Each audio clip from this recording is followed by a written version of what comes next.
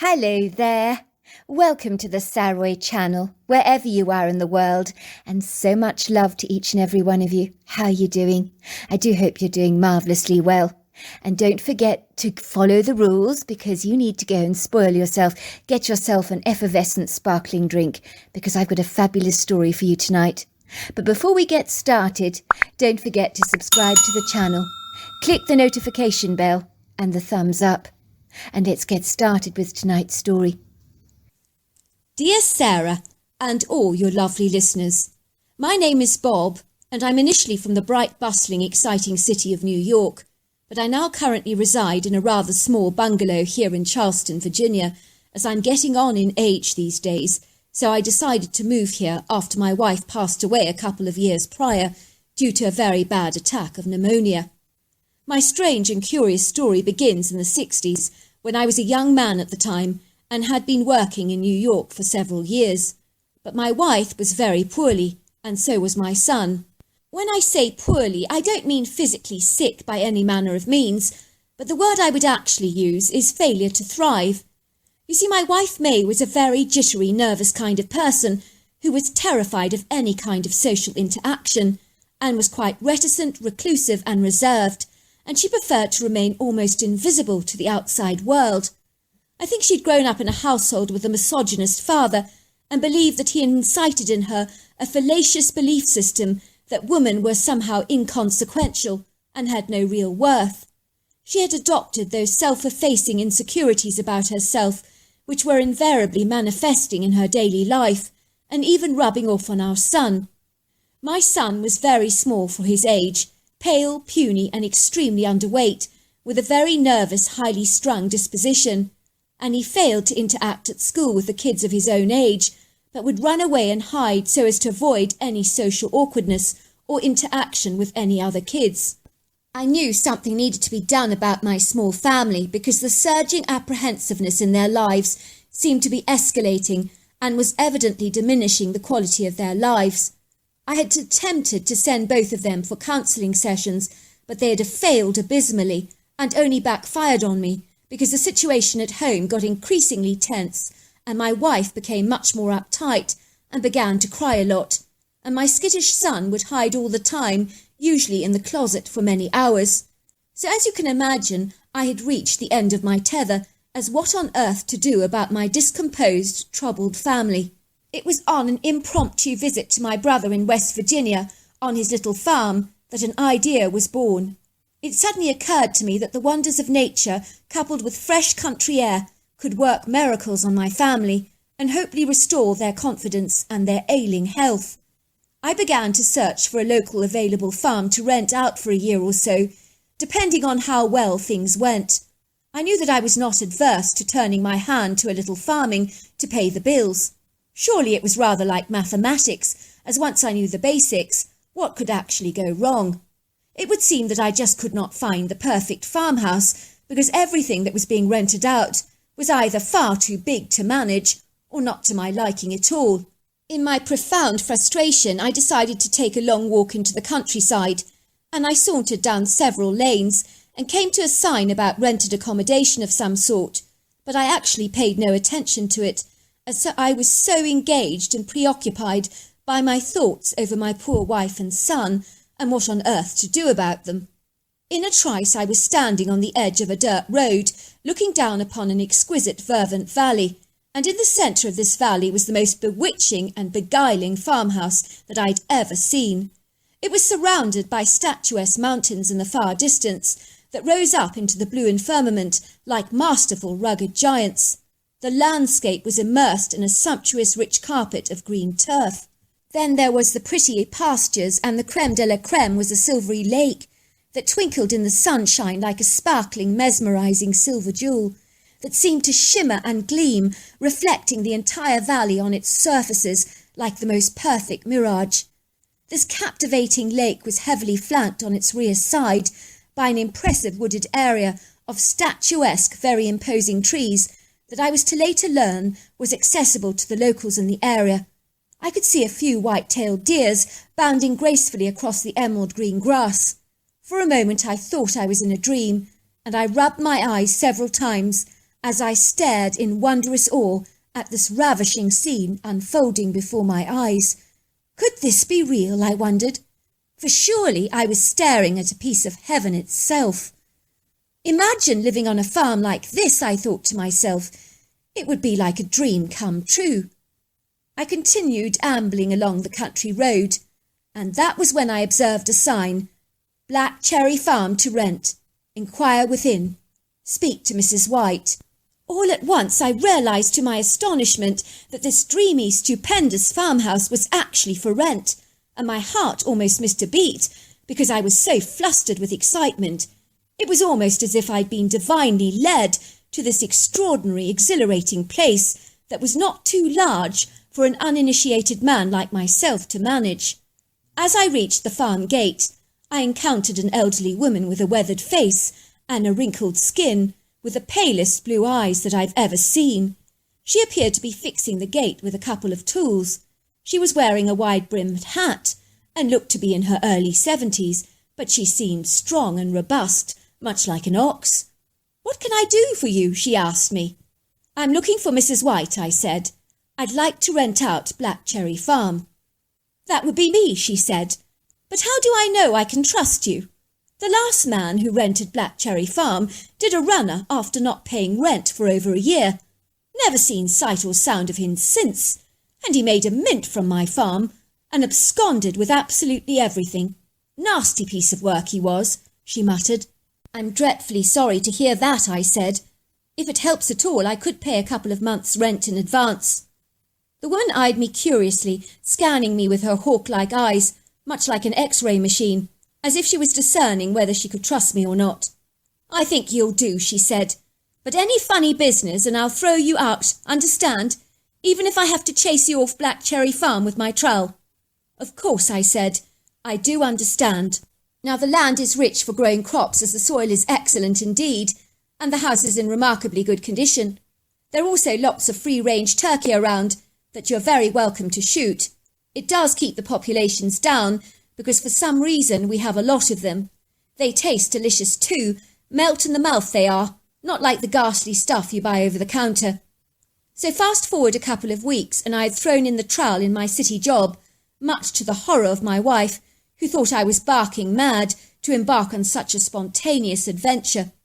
My wife and my son moved into this cosy, sumptuous farmhouse in West Virginia, and the metamorphosis I observed in my wife and child was considerable and almost immediate. My wife was so excited about her new country life here at Black Cherry Farm, and her former reticence and painful shyness seemed to evaporate as quickly as the steam from a kettle. My son got so enchanted and beguiled by playing outside, and he brought home tons of frogs, small fish and tadpoles in jam jars, and became so embroiled by the marvels of nature, which subsequently brought him out of his shell, much like a tortoise who had been hibernating for far too long. In that moment I ascertained that I had indeed made a wise decision moving to the countryside and bringing my family to this idyllic part of the world. If that wasn't enough, my wife began making loads of friends at the local church, and my son began interacting with boys of his own age and having so much fun. I could only marvel at the miracles that were unfolding before my very eyes. Gone was the pale-faced, puny son I had once known. His rosy cheeks were now blooming, and my flourishing wife was also very different. She had become confident and assertive, and even her health had blossomed. Her skin glowed, and her brown eyes were bright, not to mention her hair possessed a healthy sheen. In truth, it was extraordinary, the transformation, and before long we became very settled and happy in our new abode. I soon became quite productive and effective in farming and managing the fields, even if I say so myself. I began to get my hands very dirty, but the fruitful results I yield made it worth my while, and the business boomed and became profitable. It seemed I was a natural at growing crops, and upon my wife's insistence we also introduced some free-range chickens to the land, for the purposes of eating, of course, but that never happened. We only ate their eggs, as my son had a name for every single chicken, and had grown very attached to all of them, and the thought of killing them was not acceptable as far as he was concerned. And if I so much as touch one of our chickens, that would definitely make me a murderer. One day I decided to try my hand with a bit of shooting, because I had observed a couple of very sizable wild turkey rustling around in the woods and meandering along the fields of corn. They looked good for eating. I really thought they would be a sumptuous, tasty treat for our dinner table.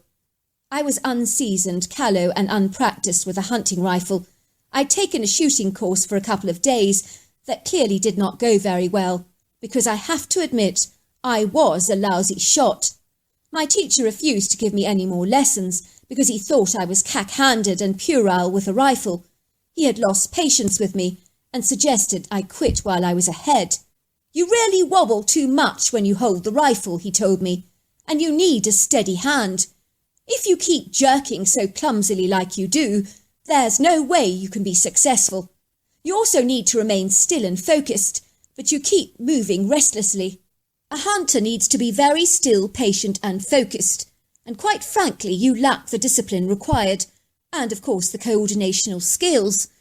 The animal you hunt will invariably just run away, because you keep drawing attention to yourself with your shuffling movements. It's like you're announcing your presence to all the animals. It's like you're saying, 'I'm here standing behind the bush.' They're invariably going to just scuttle away before you have a chance to take anything down. I don't normally say this to my pupils, but I don't see in you the makings of a good hunter." What does he know, I remember thinking to myself furiously, feeling pretty frustrated with my teacher, whom seemingly had no confidence or faith in my ability to improve. Yet I had been assured by many hunters I had met that a little practice could work wonders, and I remember believing that to be the truth. I mean, how hard could it actually be to kill a turkey? It wasn't rocket science, was it? One hunter had actually assured me that it had taken him many years to acquire the skills to hunt like a professional. He also affirmed that I should not become intimidated by my teacher, who had a hardened reputation for being a cutthroat toughie in his attitude towards beginners. I rose very early one morning before the sun set over the horizon and quickly slipped out of our house, as I knew the earlier I got started the better, especially for a beginner like myself. So armed with my flashlight and rifle, I strolled into the forest and headed towards the spot that I had scouted the previous day. It was close to some oak trees where I'd heard the gobbling and scratching sounds, and through my binoculars from a fair distance I had also observed a couple of sizable turkeys pecking the ground hungrily, looking for beetles and worms. I knew that this was the perfect, quintessential hangout for an inexperienced hunter like myself, who was clumsily tackling the ropes of hunting for the first time. I will admit that to date my amateur performance was rather like a bull in a china shop, but still I had the confidence to believe that with time and practice I was bound to improve. It would also be good to show off to May by bringing home a sizable-looking turkey. Mrs. White had kindly informed me that for many generations those turkeys on the land seemed to roost around the particular oak trees in the wood for some reason. You could always find their feathers dropping and scratch marks in the area. It had indeed come to my attention that the turkeys had what I can only describe as a daily ritual or routine. I had observed them walking in a straight line on one of my cornfields in the very early hours of the morning. Yet I also perceived that in the heat of the day, when the temperatures escalated and soared, they seemed to enjoy seeking out the refreshing coolness of the woods. It was indeed a beautiful morning, and the sun was beginning to rise over the horizon in tangerines, golds, oranges and pinks, and the light shafts of the early morning sunlight danced on the forest floor in a fusion of different light shades, which made the forest take on a magical ambience. It was like the control of a radio had been switched on, because suddenly the forest became alive with pretty birdsong. I examined the area around the large oak tree, and sure enough there were the signs of fresh turkey scat in the area, along with loose feathers and scratches. I felt exceedingly confident that sooner or later the turkeys would emerge and make their presence known, so I settled down in a concealed hiding spot amidst some thick shrubbery for what was possibly going to be a long drawn-out wait, and began to drink my mug of hot coffee from my portable flask. I observed the tranquil, sweetened beauty of the forest and felt an amazing sense of peace flood over my body.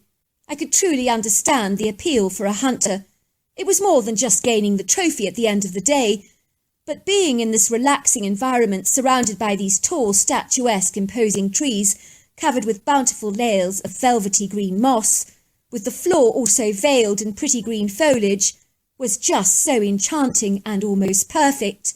I waited for a long while and nothing happened, and I began to lose patience with a growing sense of frustration and irritation, I might add. When would the turkeys get here, I thought. I'd seen nothing all morning, apart from a beautiful doe with her sweet spotted fawn and a couple of squirrels darting up the trees, eyeing me with a keen interest. After a while I really got the strange, airy sense that someone or something was watching me, and it sent uneasy chills down my back. I knew this wooded area was accessible to some of the locals for hunting purposes, but I couldn't see anyone here. "Hello," I called out. "Is anybody there? Hello? Is anybody there? Is anybody there?" My calls were met with a very firm silence, and there was no answer at all. So I told myself to stop imagining things and to focus on the job at hand. Suddenly I heard the gobbling sounds of the turkeys, and there was a large Tom strutting his stuff to the less than impressed female hens, who pretty much ignored him. He was standing there proudly upright with his resplendent feathers fanned out to their max, much like a peacock, while he dragged his other wings on the ground. I noticed the fleshy wattles on his throat and neck and above the beak were bright red in colour. It was like he had only one thing on his mind, and that was to sow his wild oats, and so he was tirelessly trying to get the attention of the hens that were more intent on finding bugs than giving the impassioned Tom a second glance. I tried desperately hard to focus my rifle on the base of the Tom's neck and to line up my rifle with precision, but every time I tried to aim, my hands would shake violently, as my rising excitement was reflected in my inability to keep still, and worse still, I began to rustle the foliage. I let out a few blasting shots that caused the turkeys to flee and scatter, making a raucous commotion, and my bullets failed to hit their target and were way off the mark. I failed abysmally at the task at hand and felt downcast and very disheartened. Suddenly I heard this very peculiar whooping laughter, like someone was chuckling, as they clearly thought I was an atrocious hunter and found my performance highly amusing and exceedingly entertaining. Woo! Woo! Woo! Woo! Woo! Woo! I assumed it was a local hunter having a good laugh at my expense, but what a strange laughter, I thought.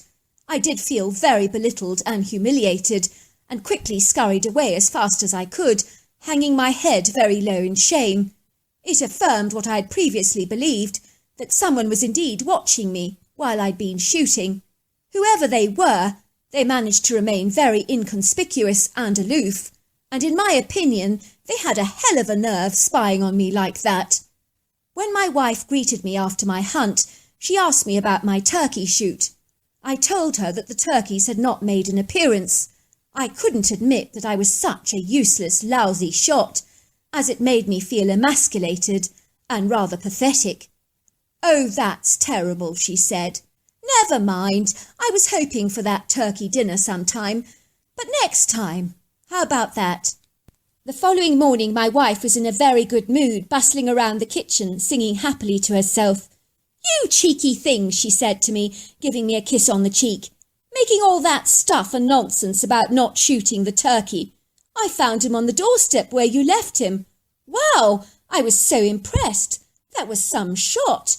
He's a hefty fella. Please will you do me the honours of defeathering him?" I couldn't believe what I was seeing. My wife had brought in the Tom that I'd tried to kill the previous day. She had found it on the doorstep. I discerned that this turkey had not been shot as my wife falsely believed. It appeared to have been strangled.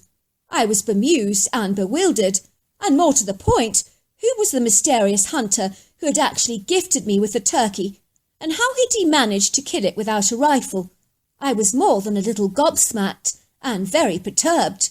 Every year, it would seem on my seasonal turkey hunt, the same thing would invariably happen again and again. I would misfire at the Tom every single time, and my dreadful shots would cause the turkeys to make a thunderous commotion as they fearfully scattered. I would then hear the strange whooping kind of laughter, woo, woo, woo, woo.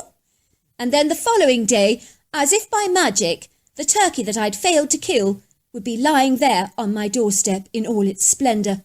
It was a mystery I was eager to solve, but was not something I was willing to share with my wife, who falsely believed I had become quite a hotshot at using a rifle and had actually boasted to a friend on my supposed hunting prowess. I didn't want to admit my dreadful shortfalls in that regard, especially since my wife was enamoured by my success. One year I remember that as I was trying to take a shot at a rather big tom, suddenly this large, hairy humanoid creature raced through the brush and dived upon the turkey so fast, while he lifted the whole bird in his overlong arms and twisted its neck efficiently. I watched in stupefied awe and in utter reverence as the critter handed the turkey to me, as if to say, "See, that's how it's done." This astonishing creature had moved faster than a gunshot and had literally leapt upon the tom so fast that the bird had not even stood a chance, and the death had been so swift, masterful and effortless. I could tell that this critter, whatever it was, appeared to be smiling at me, and I knew at once that this was the mysterious hunter that had indeed been gifting me every year with turkeys, the very ones that I'd failed to kill. It was on this occasion he'd made his presence known to me, and I was utterly astounded. This creature was literally like anything I've ever observed before, and I have no idea what it was, but in truth I should have been intimidated and very fearful just by his mere appearance, because he was like a towering muscular giant, covered with long flowing dark hair that was neither brown nor black. It was a little between the both, and there was definitely a scattering of auburn in its tone. He stood upright like a man on two powerful legs, and was easily over 8 foot tall, 3 foot wide, and about 700 pounds at a guess. Every part of his body literally rippled with muscle, and his huge shoulders appeared to support a rather cone-shaped head. I think the creature's angular face and treacle-coloured eyes appeared to be so warm and congenial that I immediately felt comfortable and at ease in his presence.